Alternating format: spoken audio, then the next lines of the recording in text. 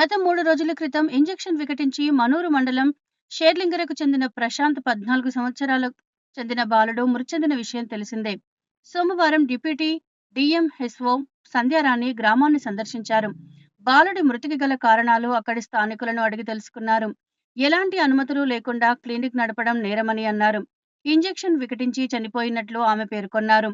ప్రస్తుతానికి క్లినిక్ ని సీజ్ చేశారు. Sandhyarani deputy DMHO Narayankhed division మరియు కోటేశ్వరరావు సార్ ఎస్ఐ గారు, తర్వాత మా మెడికల్ ఆఫీసర్ చౌహాన్ గారితో కలిసి ఇక్కడ మొన్న 19వ తారీఖున ఒక 13 ఏళ్ల బాబు మృతి చెందాడు. ఇక్కడ ఆర్ఎంపీ ట్రీట్మెంట్ వలన చనిపోయాడని వార్తలు వచ్చాయి. సో యాక్చువల్గా వీళ్ళంతా కూడా ఎడ్యుకేటెడ్ కాదు. They should not treat the patients. అసలు క్లినిక్స్ కూడా నడపకూడదు. ఓన్లీ ఒకవేళ ఉన్నా కూడా క్వాలిఫికేషన్ ప్రాథమిక చికిత్స అని పెట్టుకోవాలి. వీళ్ళకి అది కూడా లేదు. ఇప్పుడు మేము ఇక్కడికి వచ్చి చూస్తే ఏమీ చేస్తున్నట్టు లేకుండా చేశారు. బట్ వాళ్ళ పేరెంట్స్ వాళ్ళ స్టేట్మెంట్ ప్రకారం ఆ బాబుకి ఇంజెక్షన్ ఇచ్చిన తర్వాత, అంటే బుధవారం వరకు బాగానే ఉన్నాడు బాబు. జ్వరంతో దగ్గుతో జలుబుతో వెళ్తే ఏదో ఇంజెక్షన్ ఇచ్చారని చెప్తున్నారు. కానీ మాకు అవి రిపోర్ట్స్ ఏమి ఇంజెక్షన్ ఇచ్చారన్నది అయితే మాకు తెలియదు. కానీ ఇంజెక్షన్ ఇచ్చిన తర్వాత బాబు నడవలేకపోవడము, కాలు బాగా తిమ్మిరెక్కడము, తర్వాత శుక్రవారం రోజు చాలా ప్రమాద స్థితిలోకి వెళ్ళాడంట. వెళ్తే ఈ ఇద్దరు దగ్గరకు కూడా వాళ్ళు ట్రీట్మెంట్కి వెళ్ళారు. ఇక్కడ ఇంకొక చికిత్స కేంద్రం ఉందని చెప్తున్నారు వాళ్ళు.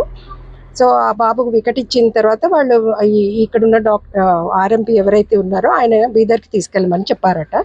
వాళ్ళు దారిలోనే అబ్బాయి మృతి చెందగా మళ్ళీ అక్కడ తీసుకెళ్లేటప్పటికి బీదర్ దగ్గర తీసుకెళ్తే వాళ్ళు డిక్లేర్ చేశారు డెత్ అని.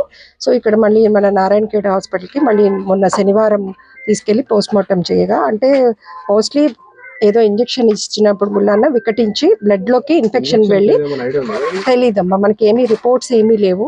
ఇక్కడ మాకు వెతికితే కూడా ఏమీ అసలు వీళ్ళ దగ్గర ఇంజెక్షన్స్ కానీ నడుపుతున్నట్టు కానీ ఏమీ మాకు దొరకలేదు. మోస్ట్లీ అన్ని క్లియర్ చేసి ఉంటారు. బట్ ఇక్కడ ప్రాథమిక విచారణ ప్రకారం ఇంతకుముందు నడుపుతున్నారని మనకు తెలిసింది. ఇప్పుడు కూడా చెప్తున్నారు, మొన్న బుధవారం కొంతమందికి ఇచ్చిన ఇంజెక్షన్స్ ఇచ్చిన వాళ్ళకు కూడా కొంచెం గడ్డలు కట్టాయని మన ఆశ కూడా చెప్తున్నారు. సో ఏం ఇంజెక్షన్ ఇచ్చారన్నది తెలియదు. మరి ఒక్కొక్కసారి మనము కరెక్ట్ అయిన పద్ధతి, ఇప్పుడు ఐఎం అని ఉంటుంది, అంటే కండరానికి ఇవ్వాల్సింది ఒక్కోసారి రక్తనాళంలోకి వెళ్ళి ఉండొచ్చు. వెళ్తే అదేమవుతుందంటే బ్లడ్లోకి ఇన్ఫెక్షన్ అయి ఉండొచ్చు మనం అనుకుంటున్నాం. సో పోస్ట్ మార్టం రిపోర్ట్ దాన్ని బట్టి కూడా చూసుకొని మనము ఒక నిర్ధారణకి రావచ్చు. సో బ్లడ్లోకి ఇన్ఫెక్షన్ అయ్యి అబ్బాయి చనిపోయి ఉండొచ్చు అని మనం అనుకుంటున్నాం.